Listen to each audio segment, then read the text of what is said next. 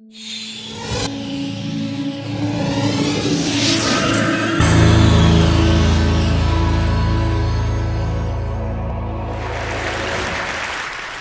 not quite sure whether I really want to see a snare drum at 9 o'clock or so in the morning.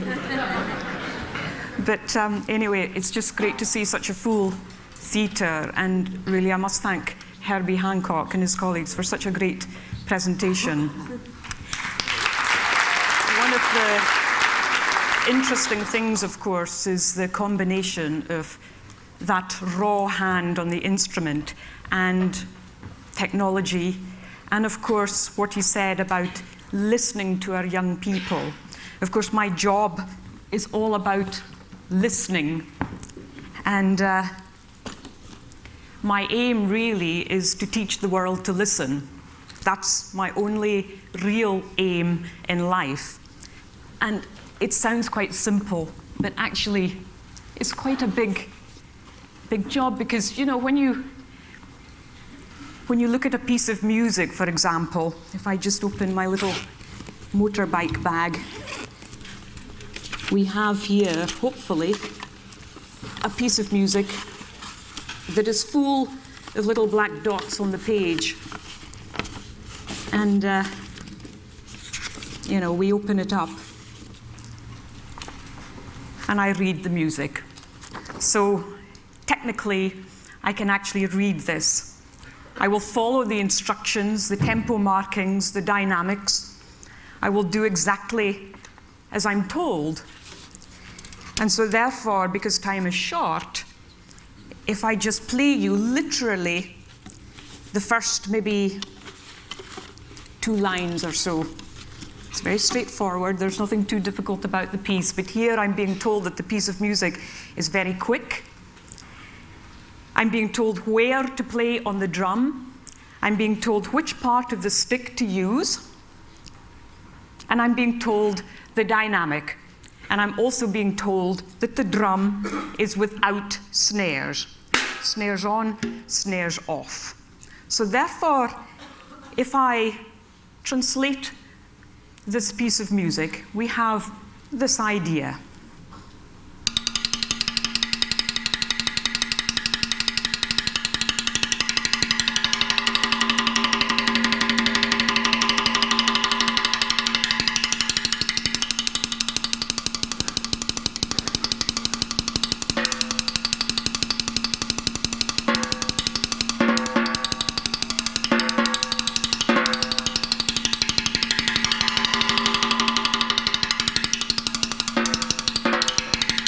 So on. My career would probably last about 5 years.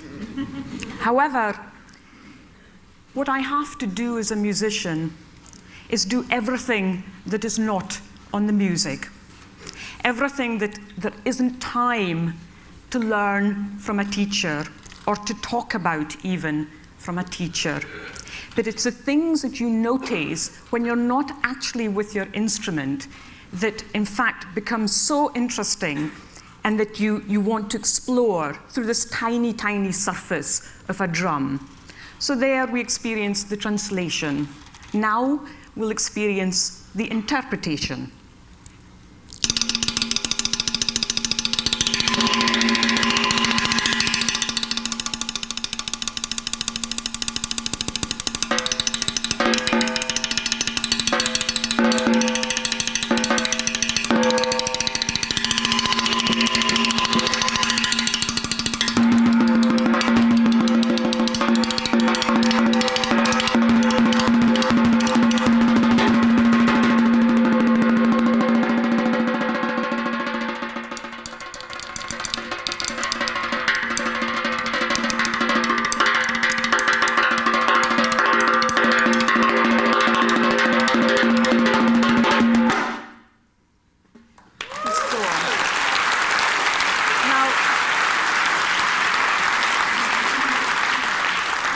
My career may last a little longer.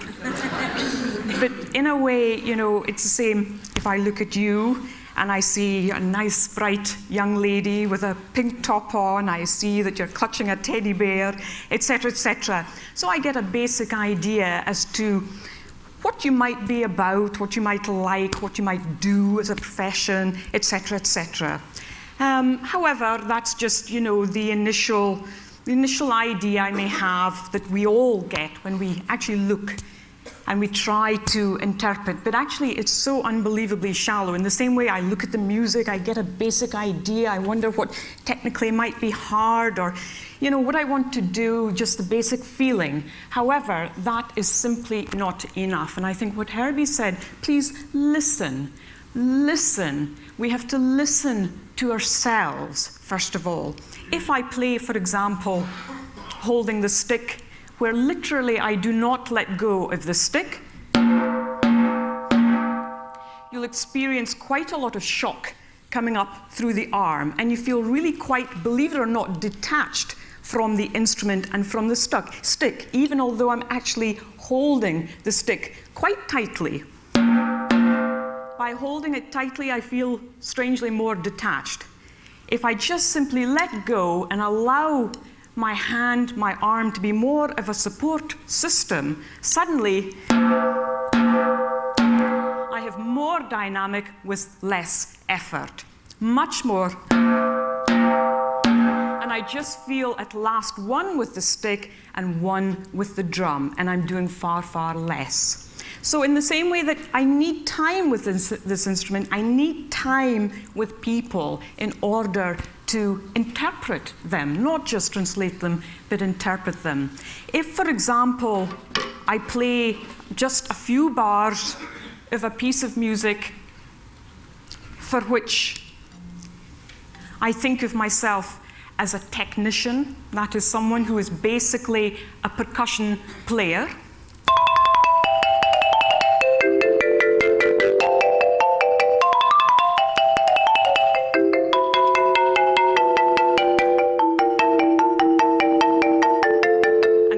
if I think of myself as a musician,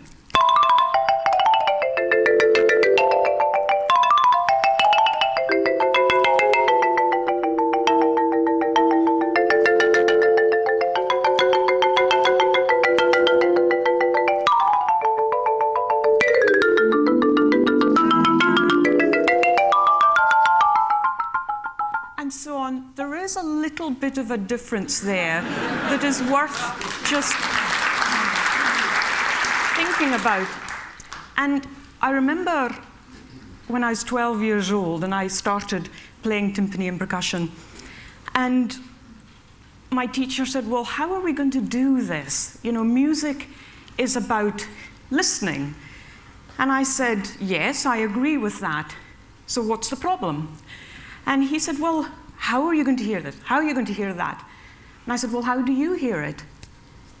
He said, well, I think I hear it through here. And I said, well, I think I do too, but I also hear it through my hands, through my arms, my cheekbones, my scalp, my tummy, my chest, my legs, and so on.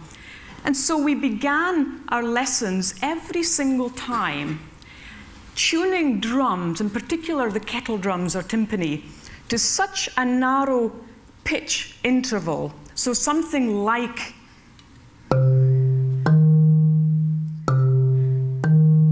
that of a difference, then gradually and gradually. And it's amazing that when you do open your body up and open your hand up to allow the vibration to come through, that in fact the tiny, tiny difference can be felt with just the tiniest part of your finger there. And so what we would do is that I would pop my hands on the wall of the music room, and together we would listen to the sounds of the instruments and really try to connect with those sounds far, far more broadly than simply depending on the ear. Because of course the ear is, subject to all sorts of things. The room we happen to be in, the amplification, the quality of the instrument, the type of sticks.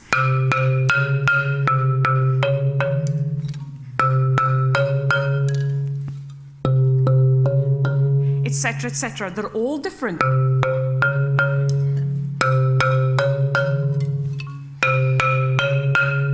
Same same amount of weight, but different sound colors. And that's basically what we are. We're just human beings, but we all have our own little sound colors, as it were, that make up these extraordinary personalities and characters and interests and things. And as I grew older, I then auditioned for the Royal Academy of Music in London. And they said, well, no, we won't accept you because we haven't a clue, you know, of the future of a so-called deaf musician. And I just couldn't quite accept that.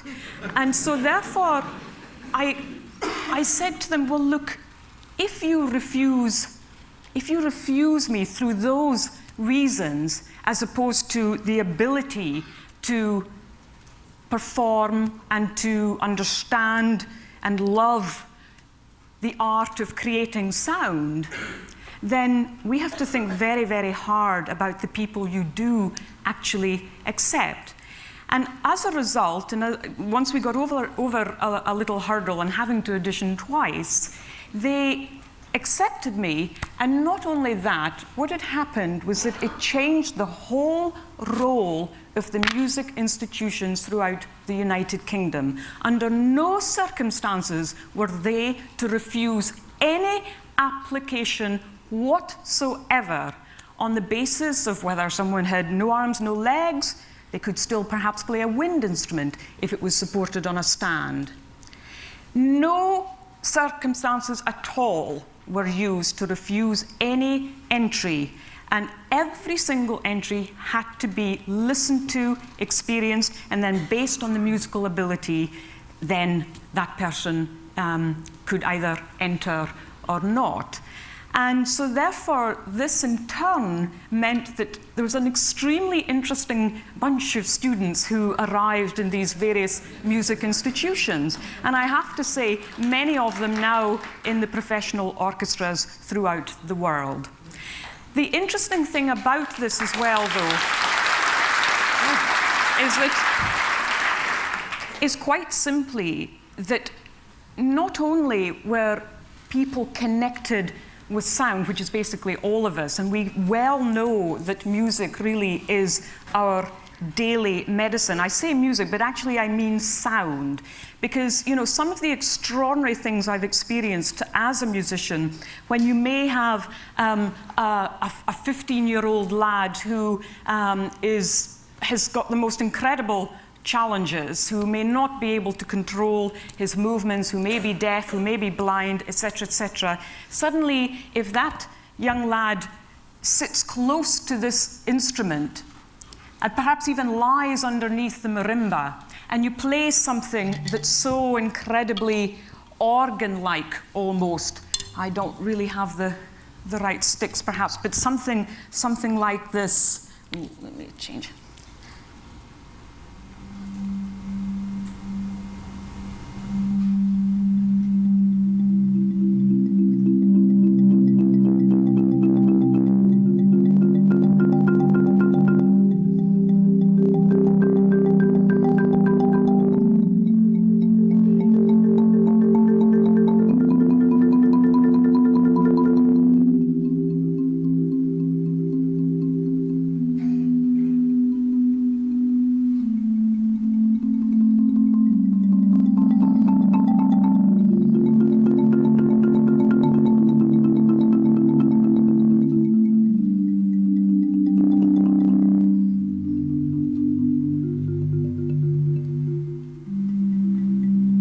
Something that's so unbelievably simple, but he would be experiencing something that I wouldn't be, because I'm on top of the sound.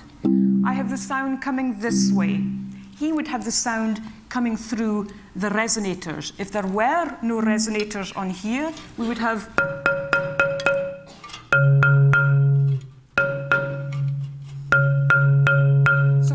a fullness of sound that those of you in the front few rows wouldn't experience, those of you in the back few rows wouldn't experience either. Every single one of us, depending on where we're sitting, will experience this sound quite differently. And of course, being the participator of the sound, and that is starting from the idea of what type of sound I want to produce. For example, this sound.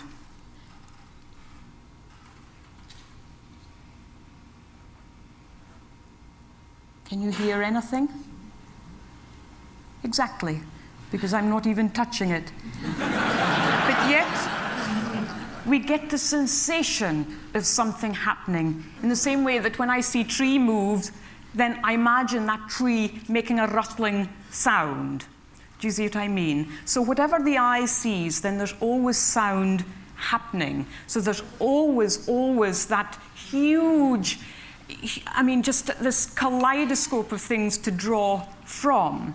So all of my performances are based on entirely what I experience, and not by learning a piece of music, putting on someone else's interpretation of it, buying all the CDs possible of that particular piece of music, and so on and so forth. Because that isn't giving me enough of something that is so raw and so basic, and something that I can fully experience the journey of. So it may be that in certain halls, this dynamic may well work.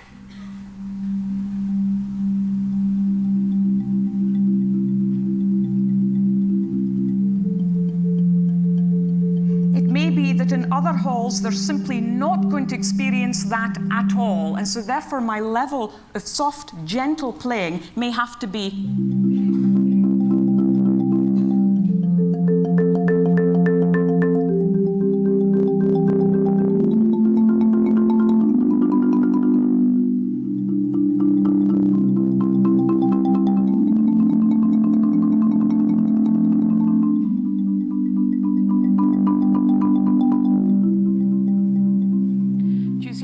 So because of this explosion in access to sound, especially through the deaf community, this has not only affected how music institutions, how schools for the deaf treat sound, and not just as a means of therapy, although of course being a participator of music, that definitely is the case as well.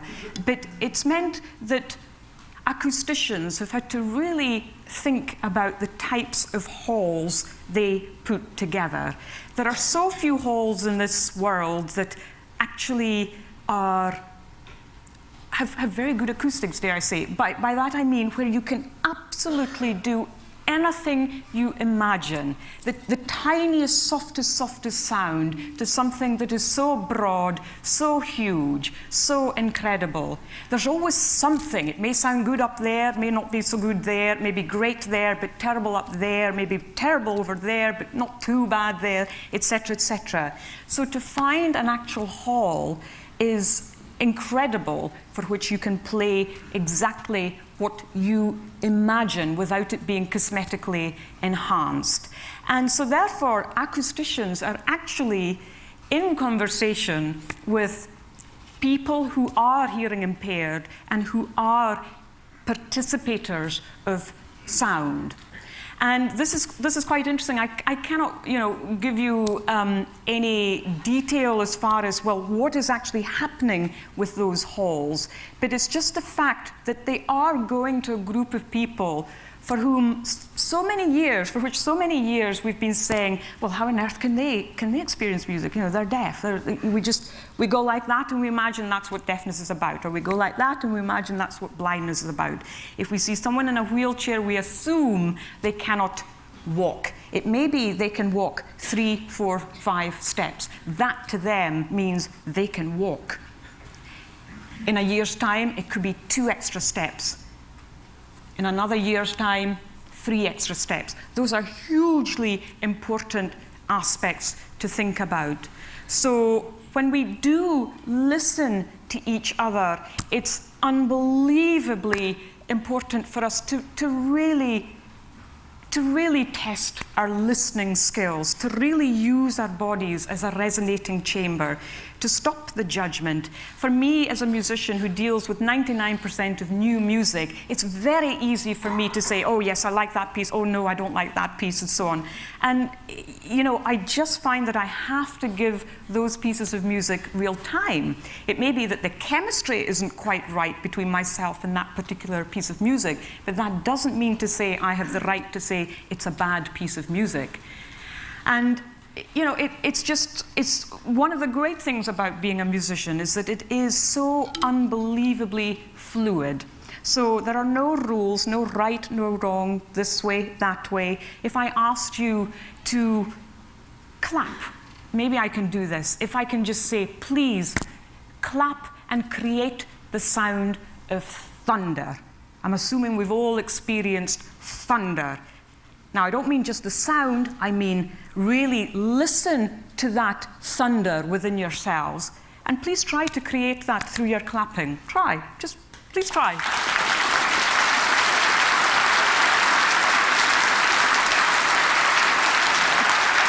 Very good. Snow. Snow. Have you ever heard snow? No. Well then, stop clapping. Try again. Try again. Snow. One finger, guys. See, you're awake. Rain. 2 fingers. Not bad. Not bad. You know, the interesting thing here, though, is that I asked a group of kids not so long ago exactly the same question. Now, great imagination, thank you very much. However, not one of you got out of your seats to think, right, how can I clap? Okay, maybe I can use my jewelry to create extra sounds. Maybe I can use the other parts of my body to create extra sounds. Not a single one of you thought about clapping in a slightly different way, other than sitting in your seats there and using 2 hands. In the same way that when we listen to music, we assume that, you know, it's all being fed through here. This is how we experience music. Of course, it's not. We experience thunder, thunder, thunder, think, think, think. Listen, listen, listen. Now, what can we do with thunder? I remember my teacher, when I first started my very first lesson, I was all prepared with sticks ready to go. And instead of him saying, okay, Evelyn, please, you know, feet slightly apart, arms at a more or less 90-degree angle, sticks in a more or less V shape, keep this amount of space here, etc. Please keep your back straight, etc., etc., etc. Where I was just probably going to end up absolutely rigid, frozen, and I would not be able to strike the drum because I was thinking of so many other things. He said, Evelyn, take this drum away for 7 days, and I'll see you next week. So, heavens, what was I to do? I no longer required the sticks. I wasn't allowed to have these sticks. I had to basically look at this particular drum, see how it was made, what these little lugs did, what the snares did, turned it upside down, experimented with the shell, experimented with the head, experimented with my body, experimented with jewelry, experimented with all sorts of things.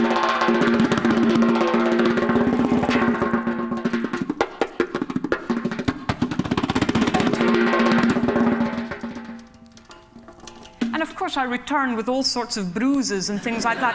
But nevertheless, you know, it was such an unbelievable experience, because then where on earth are you going to experience that in a piece of music?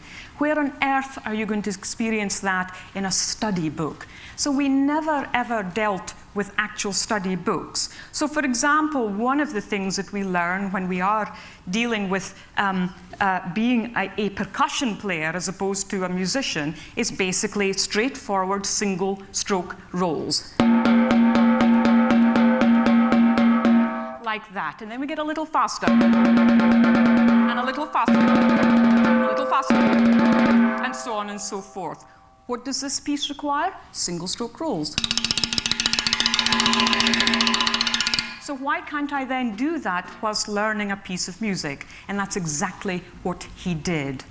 And interestingly, the older I became, and when I became a full-time student at a so-called music institution, all of that went out of the window. We had to study from study books.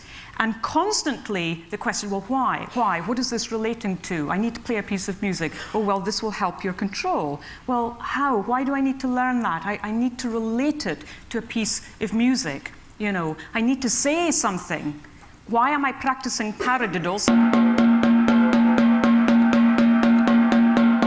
Is it just literally for control, for hand stick control? Why am I doing that? I need to have the reason, and the reason has to be by saying something through the music. And by saying something through music, which basically is sound, we then can reach all sorts of things to all sorts of people, but I don't want to take responsibility of your emotional baggage. That's up to you when you walk through a hall, because that then determines what and how we listen to certain things. I may feel sorrowful or happy or exhilarated or angry when I play certain pieces of music, but I'm not necessarily wanting you to feel exactly the same thing. So please, the next time you go to a concert, just allow your body to open up, to allow your body to be this resonating chamber. Be aware that you're not going to experience the same thing as the performer is. The performer is in the worst possible position for the actual sound, because they're hearing the contact of the stick on the drum, or the mallet on the bit of wood, or the bow on the string, etc., or the breath that's creating the sound from wind and brass. They're experiencing that rawness there, but yet they're experiencing something so unbelievably pure, which is before the sound is actually happening. Please take note of the life of the sound after the actual initial strike or breath is being pulled. Just experience the whole journey of that sound in the same way that I wished I'd experienced the whole journey of this particular conference rather than just arriving last night. But I hope maybe we can share one or two things as the day progresses. But thank you very much for having me. Appreciate it.